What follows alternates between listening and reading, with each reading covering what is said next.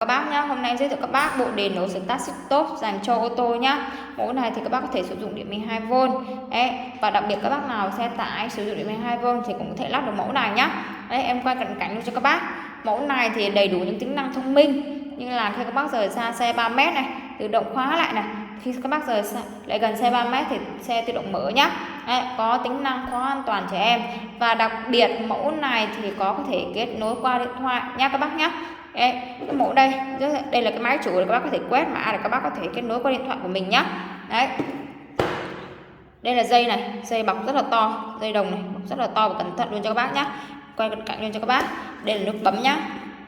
Đấy, đây là thì kèm sẽ là 2 giờ mót. Đây là 2 giờ mót này, dây rắc cho các bác, dây này và rắc lên nha các bác nhá. Đấy, đây sẽ đi kèm theo là một tờ giấy hướng dẫn để các bác có thể lắp đặt tại nhà, hoặc là các bác nào không biết về điện xe thì các bác có thể mang ra thợ nhá, để các bác có thể lắp đặt đầy đủ về chi tiết luôn.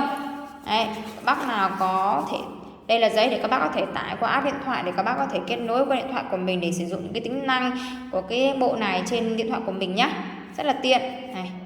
Đấy, đây em quay cận cảnh cái bộ đèn nổ start stop qua app điện thoại này. Bác nào quan tâm đến mẫu bộ đèn nổ start stop dành cho ô tô này bên em để có thể bấm vào số điện thoại đang hiển thị trên màn hình, hoặc các bác có thể nhắn tin qua Zalo cho em nhé, em sẽ tư vấn hỗ trợ các bác. Bác nào quan tâm thì cứ alo hoặc nhắn tin qua Zalo cho em nhé, bên em sẽ ship hàng toàn quốc luôn cho các bác. Về cách đô lắp các bác không hiểu chỗ nào thì bên em sẽ hướng dẫn các bác lấu lắp nhé. Rồi em chào thầy các bác nhé.